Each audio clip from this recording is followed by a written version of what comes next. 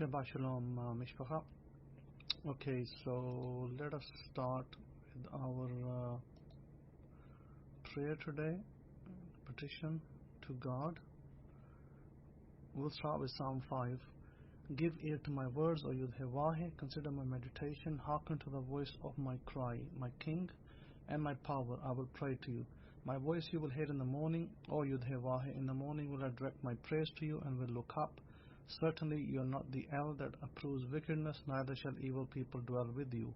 False light bearers shall not stand in your sight. You hate all who practice idle praise, paying homage to them. You shall destroy them that speak lies.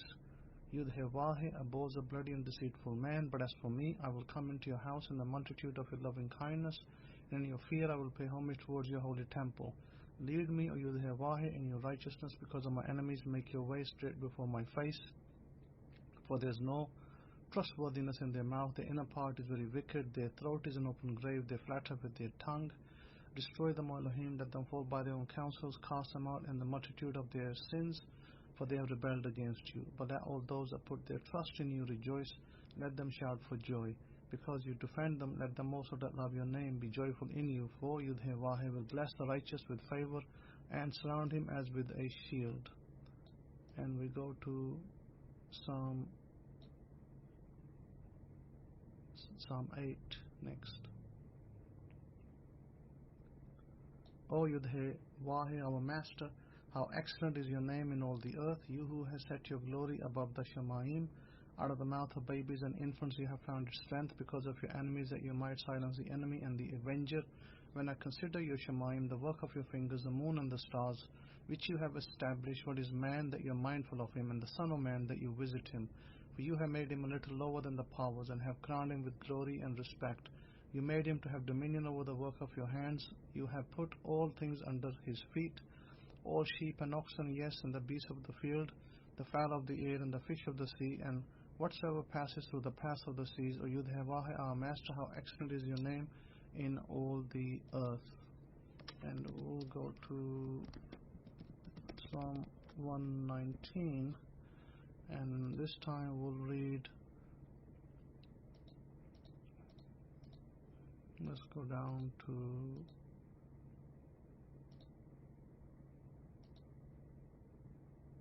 we'll read Sameach this time. I hate vain thoughts, but your Torah do I love, which is from verse 113 from the Hidden Truths Hebraic Scrolls. You are my hiding place and my shield. I trust in your word. Depart from me, you evildoers, for I will keep the commandments of my power. Uphold me according to your word, that I may live, and let me not be ashamed of my trust. Hold me up, and I shall be safe, and I will have respect to your statutes continually. You have trodden down all them that err from your statutes, for their deceit is falsehood. You put away all the wicked of the earth like dross. Therefore I love your testimonies. My flesh trembles for fear of you, and I am afraid. Give me a second, please. My cursor shifted. Now come back to it. Okay, we'll stop over here. And I shall go to now Psalm 117. O praise Yud-Heh-Vah, all you nations, praise him, all you people, for his merciful kindness is great towards us, and the truth of Yud-Heh-Vah endures forever. Praise Yah. And Psalm 118. O lift up and make known Yud-Heh-Vah, for he is good, because his loving kindness endures forever. Let Israel now say that his loving kindness endures forever. Let the house of Aaron now say that his loving kindness endures forever. Let them now that fear Yud-Heh-Vah say that his loving kindness endures forever. I called upon Yud-Heh-Vah in distress. Yud-Heh-Vah answered me and set me in a large place. Yud-Heh-Vah is on my side. I will not fear. What can man do to me? Yud-Heh-Vah takes part with them that help me. Therefore shall I see my desire upon them that hate me. It is better to trust in Yud-Heh-Vah than to put confidence in man. It is better to trust in Yud-Heh-Vah than to put confidence in princes. All nations surrounded me about, but in the name of Yud-Heh-Vah will I destroy them. They surrounded me about, yes, they surrounded me about, but in the name of Yahoshua I will destroy them. They surrounded me about like bees. They are quenched as a fire of thorns, for in the name of Yahoshua I will destroy them. You have thrust sore at me that I might fall, but Yahoshua help me. My strength and song is Yah, and He has become my salvation. The voice of rejoicing and rescue is in the tabernacles of the righteous. The right hand of Yahoshua does valiantly. The right hand of Yahoshua is exalted. The right hand of Yahoshua does valiantly. I shall not die, but live and declare the works of Yahoshua. Yahoshua has chastened me sore, but He has not given me over to death. Open to me the gates of righteousness. I will go into them, and I will lift up and make known Yahoshua. The gates of Yahoshua into which the righteous shall enter, I will lift up and make you known, for you have heard me and have become my rescue. The stones which the children despise has become the cornerstone. This is Yahoshua doing. It is marvelous in our eyes. This is the day which Yahoshua has made. We will rejoice and be glad in it. Rescue now, I beseech you, O Yahoshua. O Yahoshua, I beseech you, send now prosperity. Send now prosperity. Blessed is he that comes in the name of Yahoshua. We praise you out of the house of Yahoshua. El is Yahoshua, which has showed us light. Bind the sacrifices with cords, even to the horns of the altar. You are my El, my high power, and I will lift up and make you known. You are my power, I will exalt you.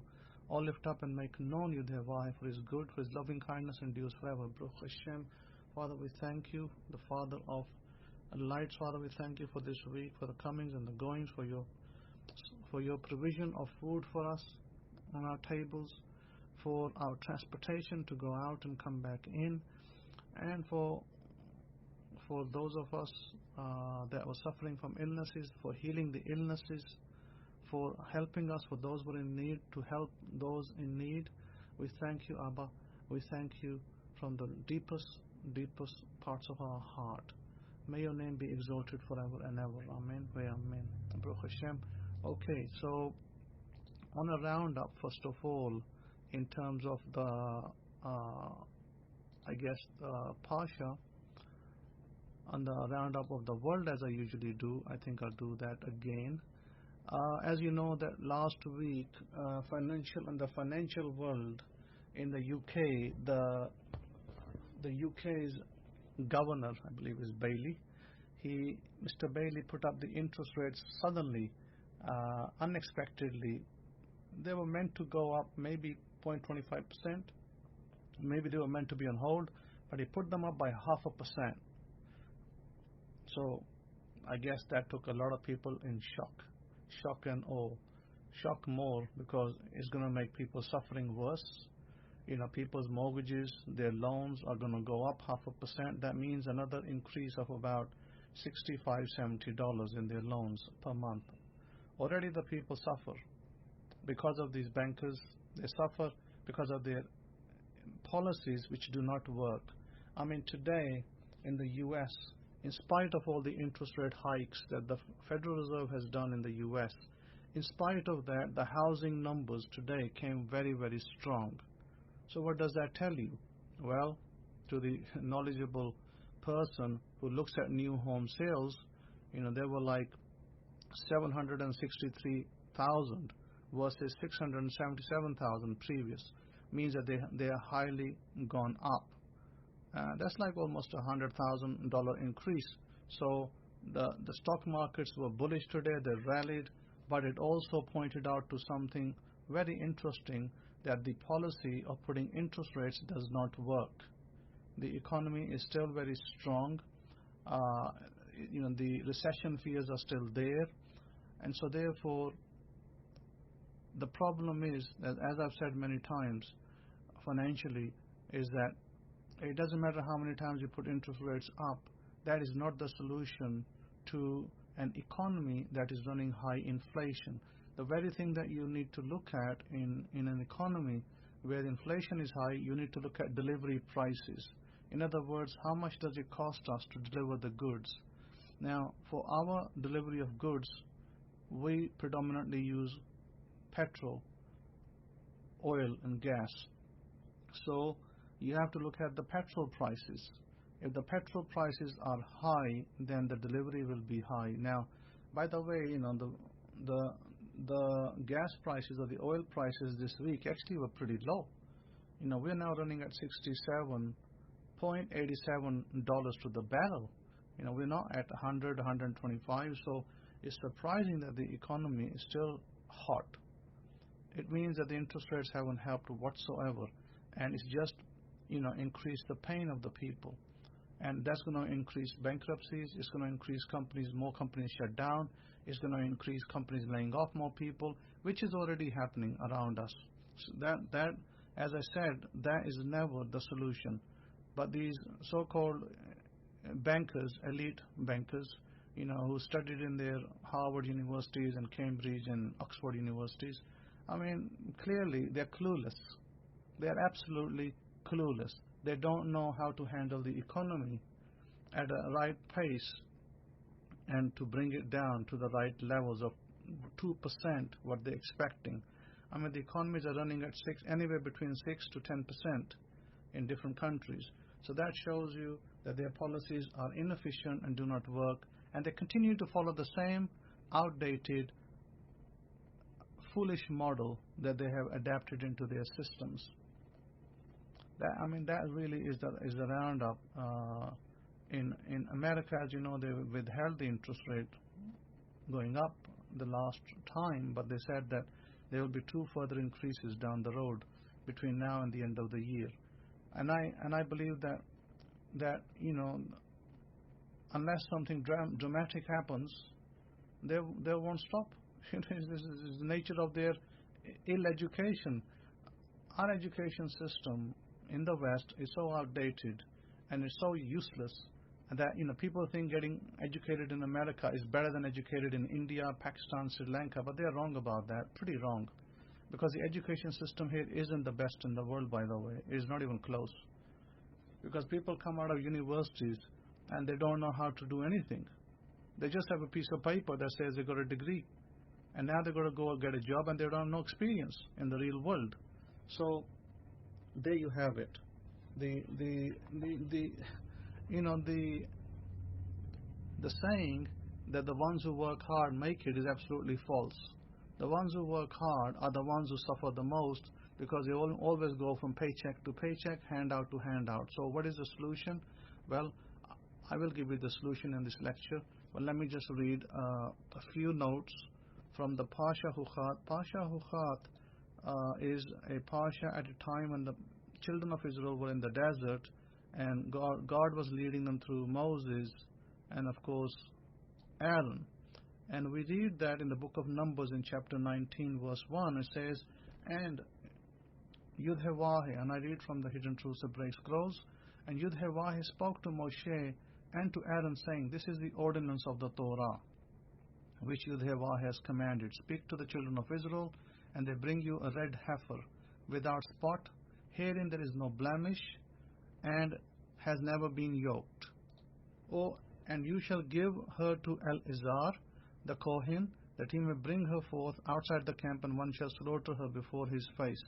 And Eleazar the Kohen shall take of her blood with his finger. And by the way, in most of the KJV and other Bibles, it does not mention the heifer as a female.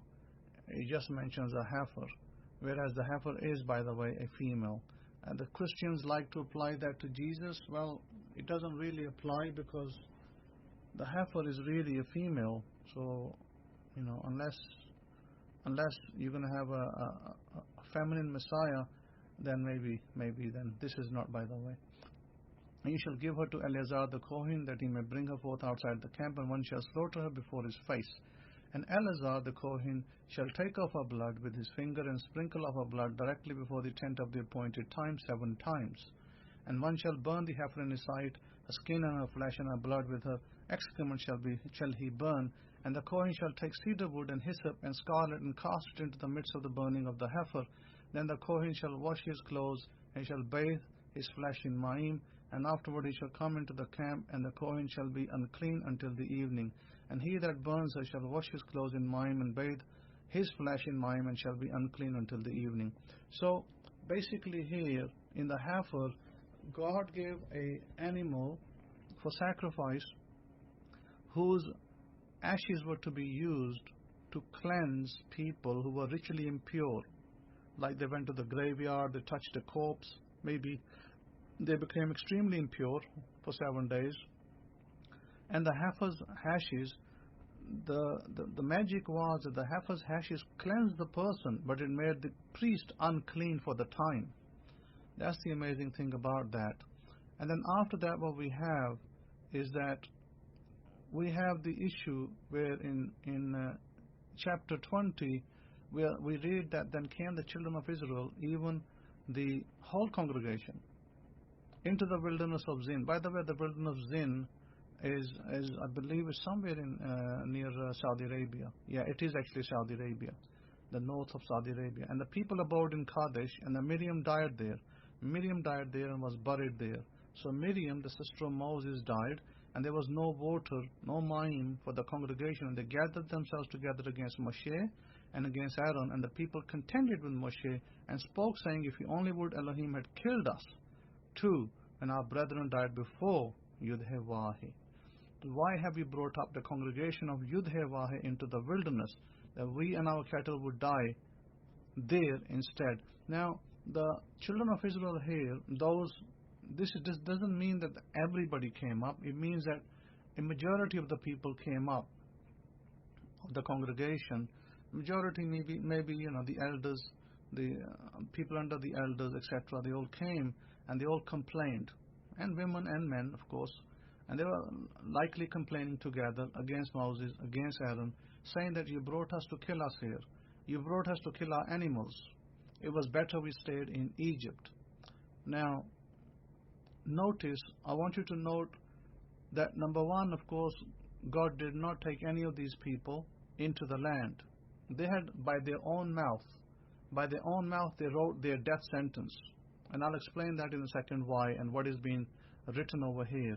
It says there was no water for the congregation because Miriam, when Miriam was alive, there was a fountain that would appear in the desert as they journeyed. A miraculous fountain would appear, and that would be able to water the animals. It would be able to water give water to the people for drink, and that happened until Miriam died. And after Miriam's death, there was no water. That's when God commanded Moses and said to go to the rock and, of course, speak to the rock. Now, we also note that here God was very angry, and it says that God spoke to Moshe and Aaron because you believed me not to set me apart in the eyes of the children of Israel. So God was angry with Moses and Aaron because Moses was asked to take the rod before God, and he said, gather all these people together, and he says, lift up and it was asked, God has said to Moses, take the rod, gather all these people that are the miscreants, and he said, you and your brother Aaron, and declare my word upon the rock. He didn't say to strike the rock, he says, speak my word to it. Now, what happened, Moses became angry, emotional, and in anger, Moses struck the rock twice. Now, God was still gracious in that he still gave the water, in spite of Moses' little misunderstanding, but God did not allow both Aaron and Moses to enter the land. That was their punishment. Now, what does this actually show us in our real world? What it shows us in our real world is a number of things. Number one, remember when the people said that you have brought us here to kill us. Now that was their statement.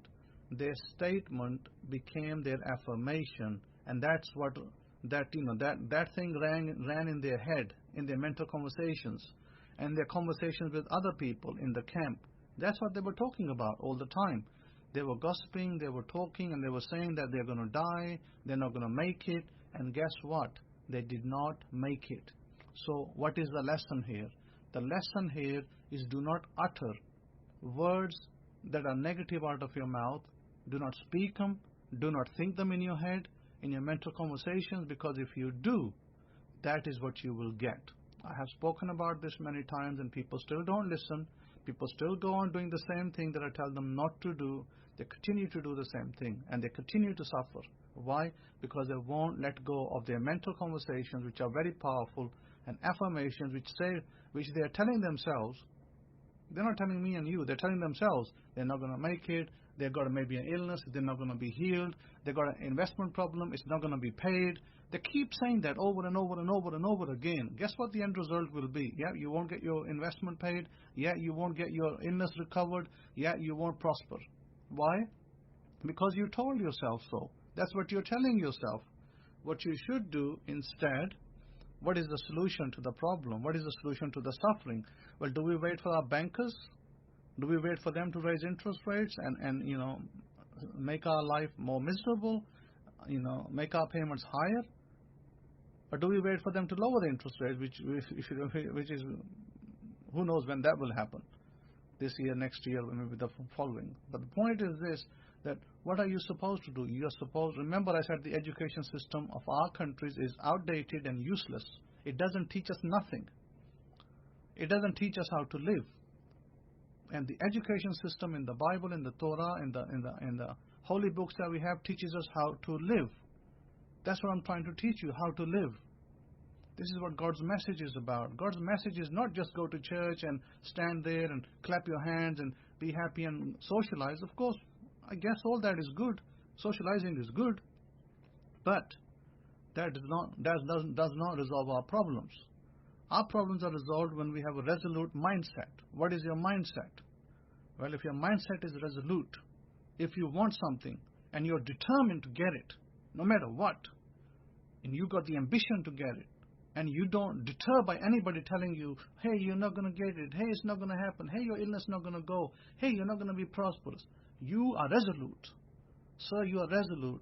Ma'am, you're resolute. You do not care what other people say to you, around you. You are resolute about it. You're going to say, I am going to have my investment paid. I am going to have my illness healed. I am great. I am healed.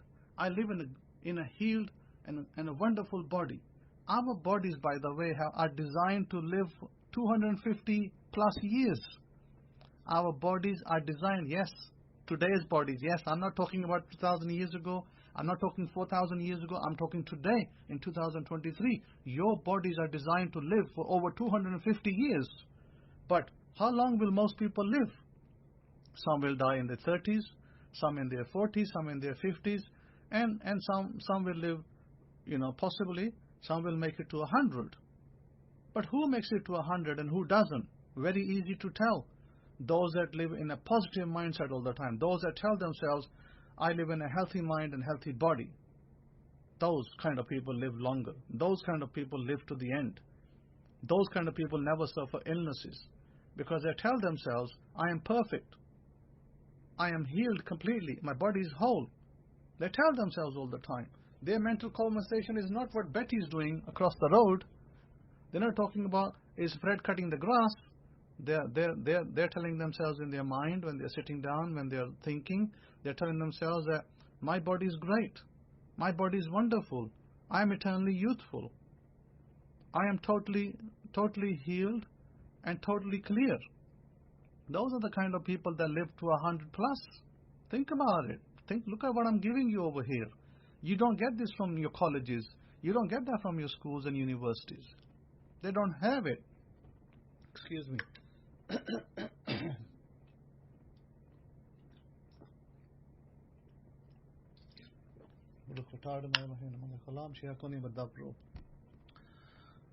So our universities, our colleges, our schools do not teach us these things.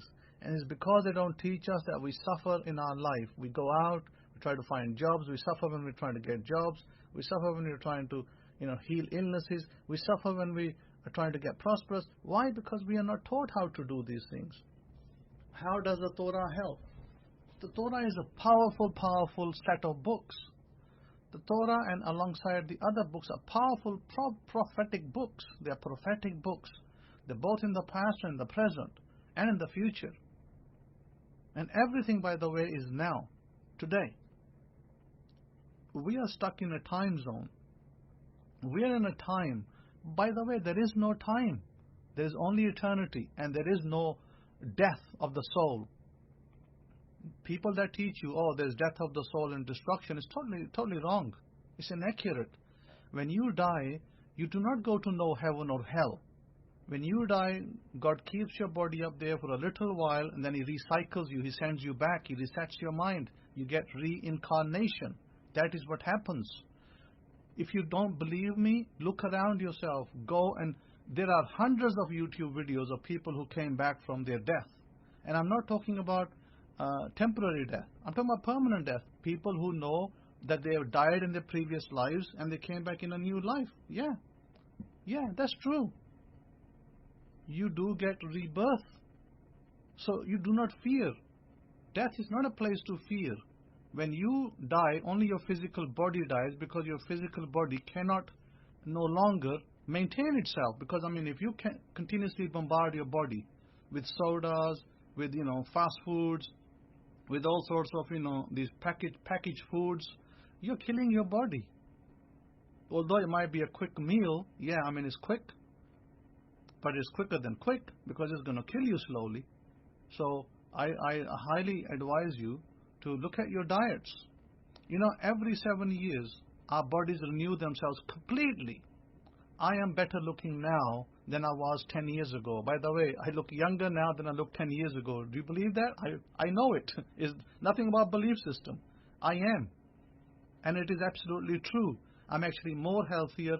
I'm more better. I am more refined. I am more handsome. I'm more good looking. I'm healthy in every way possible. More than I was 10 years ago. Of course, I wasn't ill back then either. I'm not saying that I was ill. No, I was kind of stressed out 10, 15 years ago. Stressed out, got to go to London, got to wake up in the morning, 5 o'clock, catch that train at 7:15, go to London, then get on the underground, catch the metro, underground tube system, get onto that, get to work. Took me 2 hours to get to work, 2 hours back. Stressful life. Stressful life, stressful living has an impact on you. It's impact on your skin, on your blood cells. So your blood cells renew every 7 years. And when I left England to go to America, I said to myself, I'm going to be the younger me. I'm going to be the new me. No more the old. No more the stressed person running to work. Pressure. Catch that train, catch that tube. And then there's all these people stuck in the tube meaning the little underground train. Everybody huddled together, trying to get to work at 9 o'clock. And you know it if you live in London, what I'm talking about. You get to those tubes at 8:30, 8:45 in the morning, and you're crashing against each other. You're stuck together. You're virtually holding on to each other, hanging on to get to your destination because they're packed. Millions of people go through that system every morning. So this life has a toll on us. But you need to sit back. You need to tell yourself, hey, I'm the epitome of health. Continue to tell yourself, my life is perfect. Everything in my life is perfect. You need to tell yourself everything in your life is perfect, not just a few things. And you might say, well, how come? Yeah. Stop believing the lie. Stop believing the lie and stop believing the truth. Your life is actually perfect, but you didn't know it, did you? Your life is perfect, but you did not know it. But now I'm telling you that your life is actually perfect. So believe it. Believe it that your life is perfect, okay? It is not imperfect. It is not a bad life.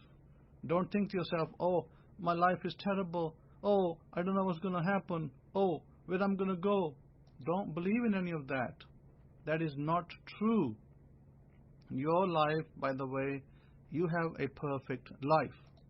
But if you don't tell yourself that, if all you do is continue to believe the lie, well, if you're going to continue to believe the lie, I'm sorry, that's not going to help you. Do not believe the lie. Do not believe the lie. Because this is what happens.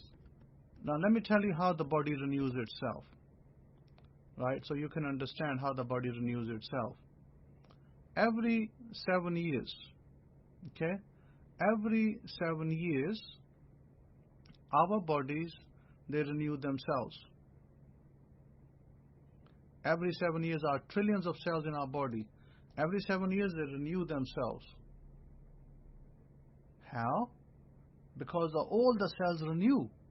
And how they're going to renew? They can renew in two ways. You means that your complete self, you will completely be regenerated, and you want to go look up. You want to look up science journals. Science journals will tell you that. What I'm just telling you is actually scientific knowledge, by the way. It is scientific knowledge. This is common knowledge that science will tell you. But why we don't believe? Because of course we don't look at it that way, do we? We look at it as a negative, but it's not a negative. Every 7 years your body will totally and utterly renew itself. Yes, every 7 years. And this is why I keep saying to you that you have to keep telling yourself, don't listen to the crowd. Don't listen to people saying, I'm ill, and how bad it is, and your friends come to you, poor Jack, Jack, how you doing? Are you ill? Oh, I'm sorry, you're ill. Oh, and then, Mandy comes, hey, are you ill? Oh, I'm sorry to hear you're ill. Everybody coming to just reinforce that baloney. They're all coming to reinforce the baloney that you're ill. And what do? You're taking sympathy from people. Oh, yeah, I've had this illness for so long, and blah, blah, blah. Don't do that. When somebody comes and tells you you're ill, what should you be telling them? No, I'm not. I'm healthy. Oh, I didn't know that. Yes, I'm healthy. I'm perfect. My life is perfect. Everything in my life is perfect. I am healthy. I'm the epitome of health. That's what you should be saying. How many of you say that in real life? I guarantee you that you don't say that in real life. And I have, when somebody comes to me, and I had a fever. My goodness, I haven't had a fever for ages, but I think I was abroad, and I had a fever after maybe 5 years. I had a slight fever from a cold or something else, maybe change of weather, and within a day, right, I recovered, and I had friends come up. Because why? Because I told myself I'm perfectly fine. There's nothing wrong with me. My body is perfect. My life is perfect. I kept telling myself my body is perfect. My body is healthy. And then I had a few friends come up. Hey, we heard that you were not well. I said no. They said, we heard you're not well. I said no. I'm perfect. I'm healthy. There's nothing wrong with me. So to their surprise and to their chagrin, I told them the reverse. So you do not entertain people's ideas. You do not entertain it, even if you were ill, even if you were suffering. You do not entertain their ideas. So what is God teaching us from this particular portion of reading? Is teaching us a very important lesson. It's teaching us that if I am going to say out of my mouth, if out of my mouth negative words come out, and the negative words say that God is no good, and God brought me here, or so-and-so is no good, he brought me to this place, and he cheated me, or, that the person is going to die. I'm not going to refer to as myself, I am, because, I am is a very powerful statement, but I'm going to refer to as if the person says that they are going to die, they're going to suffer, they're going to be ill, they're going to be this, they're going to be that, then guess what? The lesson here teaches us that what you utter out of your mouth will become your truth. If you live in disbelief, or if you're not so much even disbelief, everybody has belief system. If your belief system says that you get cheated out of investments, then that's what will happen to you. If your belief system says that you always become ill, then you will always become ill, because that's your belief system. If your belief system says that people are no good, then you'll always meet people that are no good.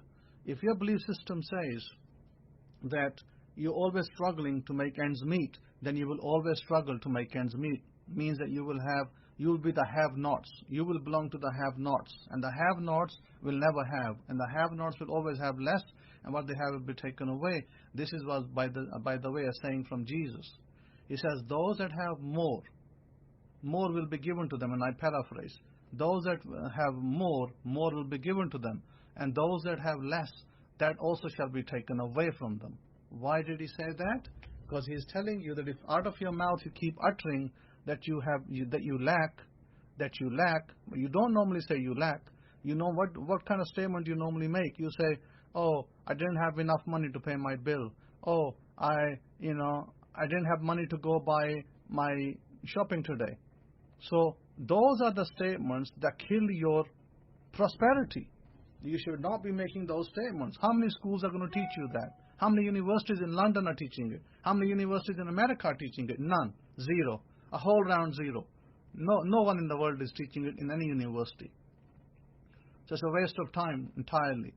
So how do people become prosperous? Well, I've seen people who sell tomatoes become prosperous. They become millionaires. I've seen people selling bananas become millionaires. I've seen people who open little grocery stores become millionaires. How do you think these billionaires in England came up? A lot of these billionaires in England and America, they started with no store. They started selling door to door. Marks and Spencer's, Marks and Sparks. Go look at the history of Marks and Sparks. Marks and Spencer's owners, they started door to door sales of clothes. In Bradford, in Huddersfield, in all those places, they started door to door. And the man eventually built a whole chain of stores. And they're still today in the UK. Still today there. Fine example. Why? The right mindset. Sort out your mindset and you will sort out your life. Telling you today, sort out your mindset and you'll sort out your life.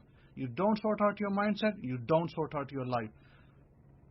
Please be vigilant at what happens in your internal, what happens in your mental capacity, in your mental conversations. Be mindful of what mental conversations you make. Look at what the children of Israel were saying. And why have you made us to come up out of Egypt, Mitzrayim, and to bring us in this evil place? So what did they call that place? That God brought them for good. And what did they call that place? Evil. They said it's not a place of seed or figs or of wines or pomegranates, neither is there any wine to drink, neither is there water. So they said, this is a desert. This is a useless place. This is waste of time. I can't grow my seeds here, I can't grow my figs, I can't grow my grapes, my pomegranates, neither can I have water over here.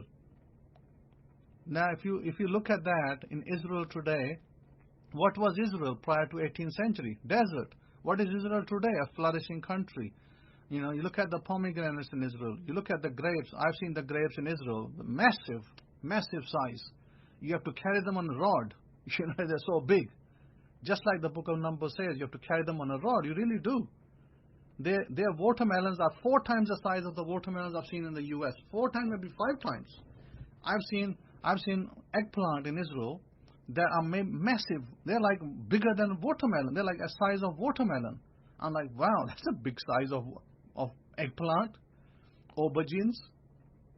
That's Israel. Why is that? So God can grow in a desert place. God can make a desert place fruitful. So it's not a lie.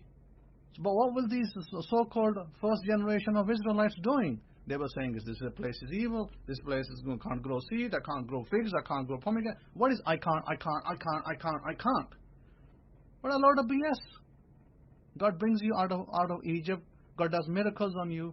God, removes you from slavery. And what thanks do you give? You give thanks to you. This is the thanks you give to Moses. This is the thank you give to Aaron. For prospering you, for bringing you out to make your children prosperous, you prosperous, giving you long life. No, but they cut their life short by saying that. And I want you to remember in 2023, in the month of June, you don't want to cut your life short. You also don't want to go there. Don't go there, where you're going to cut your life short by these same negative remarks and talking about it with your neighbors and talking about it in your mental conversations. Remove it. Remove it today. Start saying to yourself, I'm prosperous. I'm abundant. I am healthy. Start telling yourself that and tell yourself that every morning, every day. Yes, look in the mirror. Look in the mirror and tell yourself, I'm abundant. I'm healthy. I'm great. I'm whole. I'm perfect. These are the statements you should be making. But are you making them? Likely not. Most of you likely don't even know this. You're just running around chasing after this, that, and the third. You do not go around like that. Because by doing that, all you do is you're running your own demise. You're killing yourself. Don't do that. Start renewing your bodies today. I told you, within 7 years old, within 7 years, you can be the totally new person.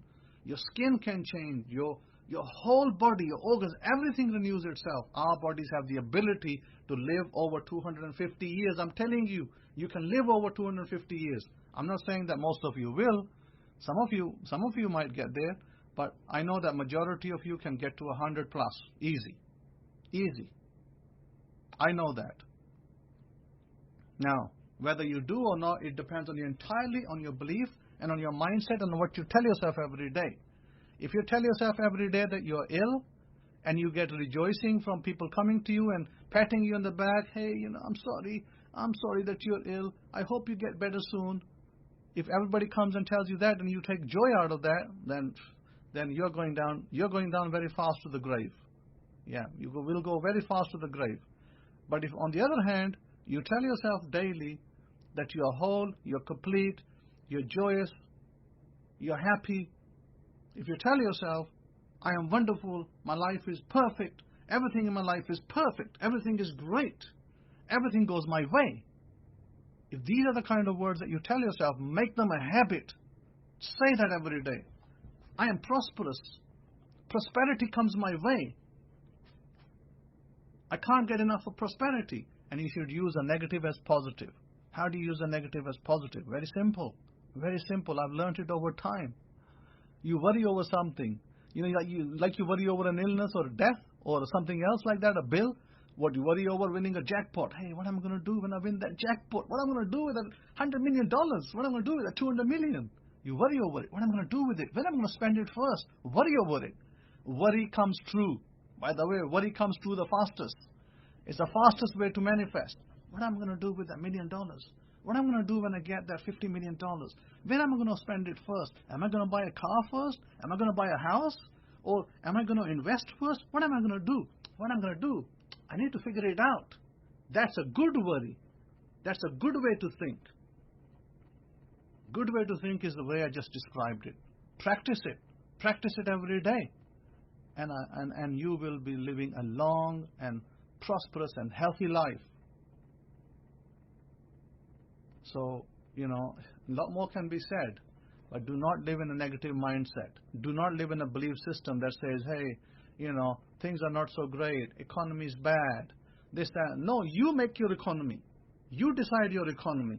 If you tell yourself that your income has doubled, then it will double. My income has doubled and doubled again.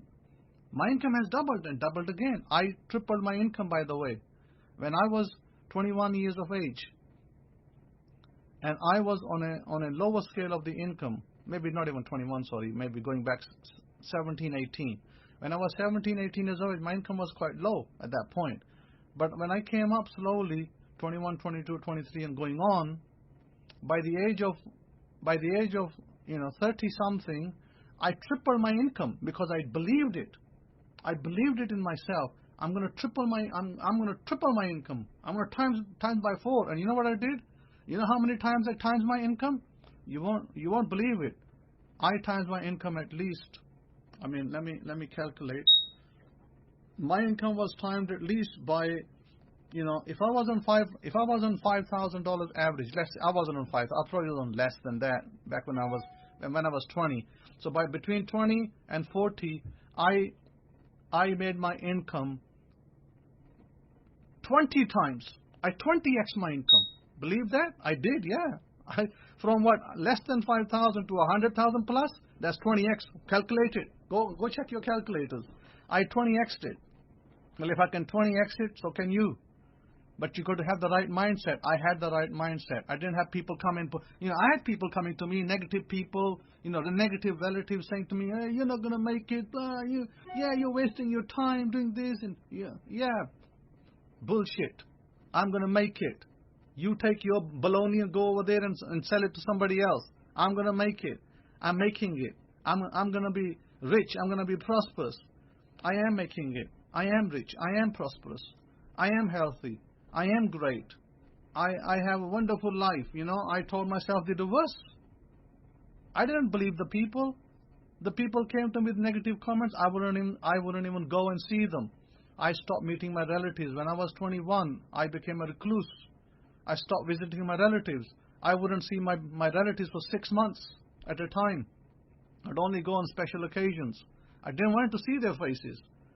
I had no friends other than one or two people. Only two. I only had two friends that I saw when I went out. One was my taekwondo friend, and one was my other computer friend, engineer friend. I only had two friends. I kept a very limited life, but I kept telling myself that I'm gonna get there.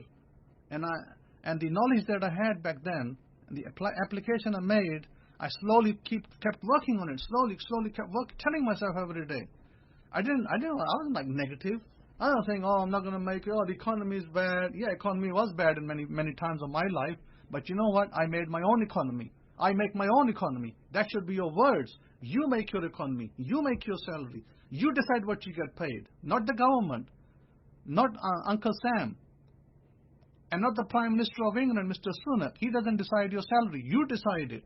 You decided today what your salary is. You want $100,000? You want to be on £50,000? £60,000? £70,000? You decide it and you say it. I make $60,000. I make £60,000. Sorry, I make £60,000. Keep telling yourself, I'm making £60,000. I'm making £60,000. I'm making $60,000. Run 10-minute sessions of affirmations. 10 minutes affirmations. I make $60,000. I make $60,000. 60. I make $60,000. Then if you want to make $100,000, you want to make $200,000. I make $200,000. I make $200,000. I make $200,000. $200,000. I'm making $200,000. You tell yourself every day. 10-minute sessions. Every day, 10-minute sessions. 10-minute focus on affirmation. I'm making $200,000. I'm making $200,000. Yes, $200,000. $200,000. Now, when you reinforce this to yourself, and you focus yourself on this rather than the pink language, the bullshit that you're all into. All of you into this bullshit. Come out of this bullshit now. Enough of this. Enough. Had enough of this. Oh, I got pains. Oh, I'm suffering. Oh, I'm ill. Oh, my salary is not enough. Oh, I can't pay my bill. I can't do my shopping. What is this baloney? Start reversing it. Start telling yourself, I am great. I am wonderful. Everything in my life is perfect. I'm in beautiful health. I'm in perfect health. I live a long life, a happy, healthy age. Give yourself a number. Decide your age. Give you a number. How long you want to live. Decide on that. You want to live 120 years? Tell yourself that. I live to 120 years. Yes, tell yourself that every day, and you will live to 120 years. My grandfather lived to 110 years of a healthy, happy age. And you know what? I'm going to live longer than my grandfather. I'm going to live longer than my great-grandfather. Yes, I've already decided it. And I decided it not today. I decided it many years before. I'm going to live a long, healthy, prosperous, abundant life. That is my decision. Now you decide. Where do you want to be? Do you want to die at 50? You want to die at 55, 35, 45? You want to live to 100 plus? You can. If a Chinese man can live for 256 years, if he can demonstrate that it's possible, and then it is possible. Our father Abraham lived to 175 years. Sure, so can we. Yeah, we can. We can live to 175 years. Absolutely we can. So go for it. Set an age. Set how long you want to be on this earth before you go. But ask for health. Ask for prosperity with it. Don't just ask for age. With your age in your statement, you should have the prosperity, happiness, and health. These three factors are important, as my father told me. My father said, without health, life will be miserable. He said, even if you are rich, if you don't have the health, your life will be miserable. My father is right. Yes, he's absolutely right. If I don't have the health and I have the prosperity and I don't have the health, then I will be miserable because I'll be constantly looking for at my health. So again, when you write an affirmation, write it so that you include your health, your age, your prosperity, your happiness. It's very important. This is why you need to combine these things every day. Make it a habit every day. Doesn't matter what everybody else is saying. Oh, the economy is bad. Oh, it's a recession. Oh, I've lost my job. I don't know what's going to happen. No, you tell them, I make my own economy. I decide what my salary is. I told that to people in England. They look at my face.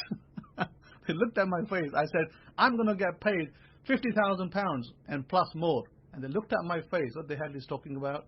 How's he going to make it? And guess what? I had a salary of $100,000 plus in UK, right? And in America, when I was living in America, 1998, when I was in America, I was earning, guess what? I was earning $52,000. And I was offered an $80,000 job to stay in America, but I had to go to UK. So, can we do it? I proved it can be done. Yes, you can. Can you do it? Yes, you can. Can you have a happy life? Yes, you can. Can you have a prosperous life? Yes, you can. Can you have an abundant life? Yes, you can. Can you have a beautiful life? Yes, you can. Can you have beautiful relations? Yes, you can. Yes, yes, and yes. God is there to help you. God will prosper you. God will give you great health. God will always be there for you. Seek God within. Don't seek God in the clouds, in the church, in the cross, and all of that. God is not in the cross. God is not in the church. God is not in any temple of the world. God is within you. Seek within, and you have all the answers.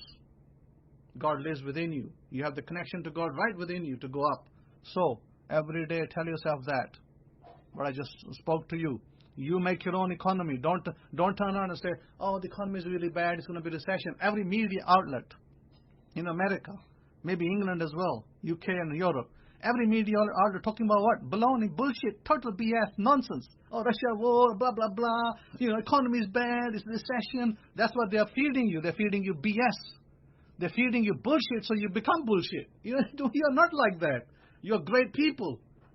You're wonderful people. You're the children of Israel. Rise up. You are not like the rest of them. You have great aspirations. God has brought you up out of Egypt. What is Egypt? Egypt is that mental world we live in. For us today, is that mental world we live in is Egypt for us. All the nonsense, all the negativities is Egypt. Leave all those negativities behind. Leave that Egypt behind. Leave all that media behind. All these negativities in the media. All they talk about is recession. All they talk about is war. All they talk about is accidents and people dying.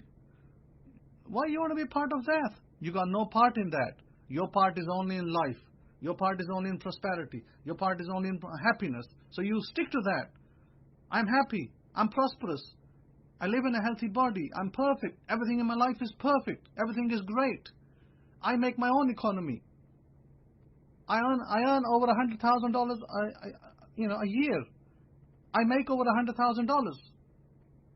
If it's $200,000, I make $200,000. I make over $200,000.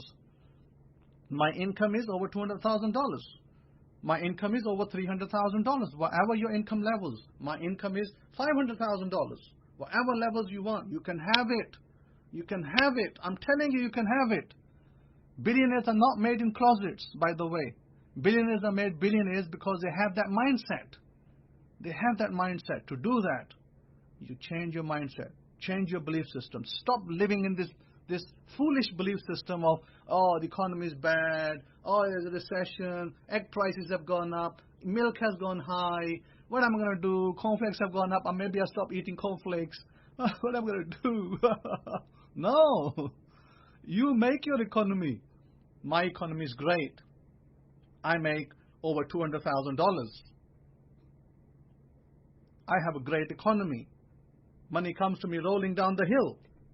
You make your economy. You are the deciding factor. You are the deciding factor, sir, and you are the deciding factor, madam. You decide your life. Don't let other people decide your life for you. And I'm certainly that you would have enjoyed my lecture and listened to it a couple of times, 2-3 times to get the benefit of it. And also, I'm sorry for the pink language that I had to use today, but sometimes you have to use pink language. It's an effing, bad world out there sometimes. Sometimes the world is so negative that you want to just, you just want to stay away from a lot of these things in the world because they don't help you. They hinder you. They hinder your prosperity. They hinder your health. They hinder your well-being. Why you want to be part of things that hinder you? Sure, I'm not saying become a recluse and don't go out. Sure, go out when you need to, but avoid negative outlets, avoid negative people like the plague. Avoid them. Think that they've got TB. Avoid them. Stay away from them. And you'll do great. You'll do great. You'll do wonderful. You'll do well. You'll have your family. Live within your family. Love your family. your wife, your husband, your children. Love your family. Live within your family. And that is your world. Your world should be your family. Focus on that. And focus on God within. Remember to do the exercises that I gave you every day. Do the exercises every day. Every morning you wake up. That's the right time to do it. When you wake up, you do the exercises. Baruch Hashem. May the God of glory and God of greatness and the God of Abraham, Isaac, Jacob be glorified and esteemed forever and ever. And I leave you. Amen, we amen. And I leave you today. Have a wonderful Shabbat. Shabbat Shalom.